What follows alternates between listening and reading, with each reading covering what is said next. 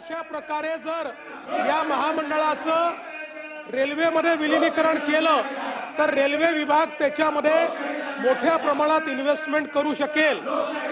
आपल्या सोबतची जी उरलेली 3 राज्य आहेत, केरळ आहे, कर्नाटक आहे आणि गोवा आहे, या तिन्ही राज्यांनी याकरता संमती दिलेली आहे। आम्ही त्यांना ही विनंती केली होती की ही संमती आम्ही देखील द्यायला तयार आहोत, केवळ त्याचं नाव कोकण रेल्वे हेच राहिलं पाहिजे। त्यालाही केंद्रीय मंत्रिमंडळाने त्या ठिकाणी त्यालाही केंद्रीय मंत्र्यांनी मान्यता दिलेली आहे।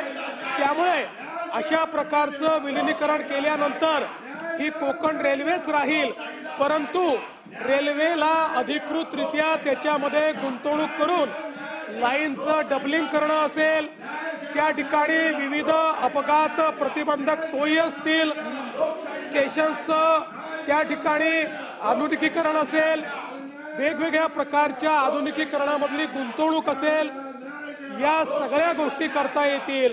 आणि म्हणून या सगळ्या गोष्टीचा विचार करता इतर 3 राज्यांसोबत महाराष्ट्रानेही हा निर्णय घेतलेला आहे की या संदर्भातला होकार महाराष्ट्र केंद्र सरकारला कळवणार आहे आणि त्या संदर्भातली पुढची कारवाई केली जाईल।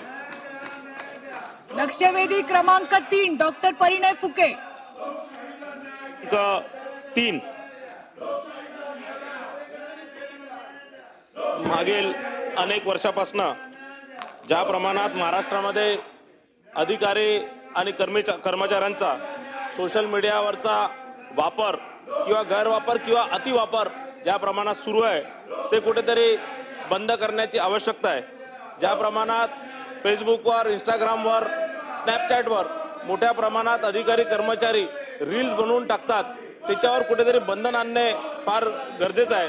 हे अधिकारी या प्रकारचं वागणूक करतात जसे की संपूर्ण राज्य हे चालून राहिले, असा प्रकारचा एक भास तयार करतात सामान्य नागरिकांवर की संपूर्ण त्या जिल्ह्याचा जर एखादा कलेक्टर असणार, एखादा SP असणार किंवा एखादा इन्स्पेक्टर असणार तर त्या पूर्ण भागाचं सर्वस्व तो आहे, या प्रकारचा एक भास सामान्य माणसांवर निर्माण केला जातो।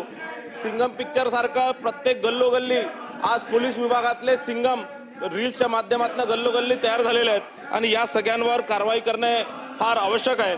कुठेतरी या संदर्भातले नियम, कडक नियम करणे आणि त्यांची अंमलबजावणी करणे फार आवश्यक आहे। माझा या संदर्भात प्रश्न आहे, कारण या उत्तरामध्ये माझ्या पूर्ण लक्षवेधीचं संपूर्ण उत्तर आलेलं नाही आहे, पण महाराष्ट्र नागरी सेवा वर्तणूक नियम 1980च्या नियम 9 किंवा या कायद्यामध्ये किंवा या नियमांमध्ये मागील 3 वर्षापासून किती अधिकारी कर्मचाऱ्यांवर कारवाई करण्यात आली। आणि दुसरा माझा प्रश्न आहे की हे जे अधिकारी कर्मचारी जे सोशल मीडियाचा अतिवापर करतात आहे, गैरवापर करतात आहे, इंस्टावरती रील्स टाकतात आहे आणि या प्रकारे कुठेतरी सरकारची बदनामी करण्याचा प्रयत्न करत आहे, या संदर्भात यांचा रील्स म्हणजे या सगळ्या रील्स बनवण्याकरता किंवा फेसबुक, इंस्टावर यांचा जे वापर होतं याच्यावर कुठे बंदी आणण्याकरता सरकार कायद्यामध्ये बदल करणार काय किंवा नवीन कायदे नियम आणणार काय? अध्यक्ष महोदय, सभापती महोदय, सन्माननीय सदस्य डॉक्टर परिणय फुके यांनी अतिशय महत्त्वाच्या विषयाकडे आपलं लक्ष वेधलंय। मुळामध्ये आपण जर बघितलं तर आपले जे सेवा नियम आहेत, ज्याला आपण Maharashtra civil services conduct rules म्हणतो, हे 1979 साली आपण तयार केले। 1979 साली सोशल मीडिया नसल्यामुळे या ठिकाणी तेव्हाचे जे माध्यम होते त्या माध्यमांमध्ये आपला कंडक्ट कसा असला पाहिजे या संदर्भातल्या तरतुदी याच्यामध्ये आहेत, पण सोशल मीडियाच्या संदर्भातल्या एक्सप्रेस तरतुदी या मात्र याच्यामध्ये आपल्याला पाहायला मिळत नाही। आणि सन्माननीय सदस्यांनी जे या ठिकाणी मांडलेलं आहे हेही खरं आहे की काही ठिकाणी याचा एक्सेसिव्ह उपयोग होताना दिसतोय। अनेक ठिकाणी सरकारचेच कर्मचारी सरकार विरोधी ग्रुपचे सदस्य झालेले आपल्याला त्या ठिकाणी पाहायला मिळतात, त्याच्यावर पोस्टिंग करताना आपल्याला पाहायला मिळतात। अनेक वेळा सरकारच्या धोरणांच्या विरोधात त्या ठिकाणी पोस्ट करताना आपल्याला पाहायला मिळतात आणि अनेक वेळा आपली जी ड्युटी आहे त्या ड्युटीलाही ग्लोरिफाय करताना त्या ठिकाणी ते दिसतात. आणि म्हणूनच या संदर्भात काही ना काही नियम करणं हे अत्यंत गरजेचं आहे. खरं म्हणजे सरकारची अपेक्षा ही आहे की सोशल मीडियावर आमच्या ऑफिसेसनी मोठ्या प्रमाणात ऍक्टिव्ह असलं पाहिजे, पण त्यातनं त्यांनी सिटीजन एंगेजमेंट केली पाहिजे. स्वतःचं ग्लोरिफिकेशन करण्याकरता या माध्यमांचा उपयोग करणं हे आपल्या सेवा शर्तींमध्ये बसत नाही. आणि म्हणूनच एकीकडे मोठ्या प्रमाणात सोशल मीडिया किंवा इतर माध्यमांचा उपयोग हा जनतेशी कनेक्ट होण्याकरता आणि पब्लिक एंगेजमेंट करता वाढवणे या संदर्भात कारवाई करत असताना त्याच्यावर योग्य ते निर्बंध देखील असले पाहिजेत. अशा प्रकारची मागणी अतिशय योग्य आहे. आम्ही ज्यावेळेस या संदर्भातला तपास केला त्यावेळी असं लक्षात आलं की पहिल्यांदा जम्मू काश्मीर सरकारने या संदर्भातले चांगले नियम तयार केलेले आहेत. गुजरात सरकारने देखील या संदर्भात चांगले नियम तयार केलेले आहेत.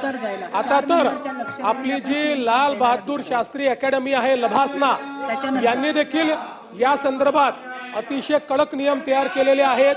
आणि म्हणूनच आता महाराष्ट्रामध्येही आपले हे जे काही सेवा शर्तीचे अधिनियम आहे, रूल्स आहेत, the Maharashtra civil service conduct rules 1979 चे, याच्यामध्ये बदल करून आता जी वेगवेगळी माध्यमं आली आहेत या माध्यमांचा उपयोग, त्याच्यावरची वर्तणूक, त्याच्यावरची एंगेजमेंट या सगळ्याच्या बाबतीत अतिशय योग्य अशा प्रकारचे नवे नियम तयार करण्यात येतील.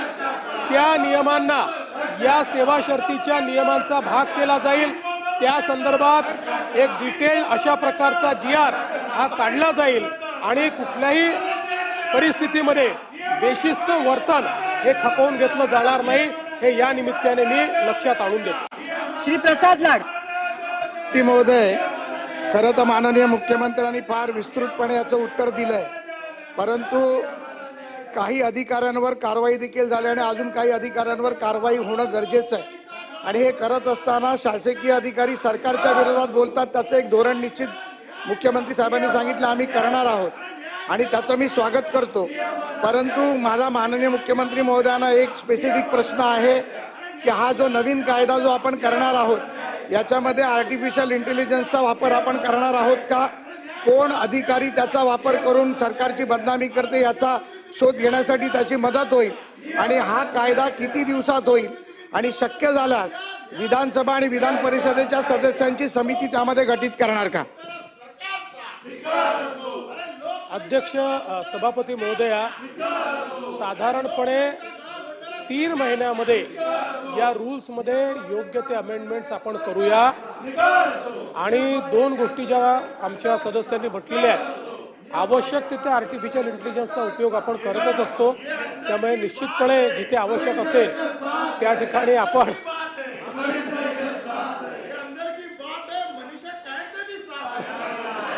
अरे ये अंदर की बात है, तुम सब लोग हमारे साथ है, आप सब लोग हमारे साथ है, त्यामुळे त्याचाही उपयोग केला जाईल. मी पण तुमच्या सोबतच आहे, मी 100% त्यांच्या सोबत आहे. सभापती महोदया, आमदारांची समिती तयार करण्याची आता तरी आवश्यकता वाटत नाही, भविष्यात वाटली तर नक्की करण्यात येईल. विक्रम काळेजी. सभापती महोदय, आदरणीय मुख्यमंत्री महोदयांनी याच्या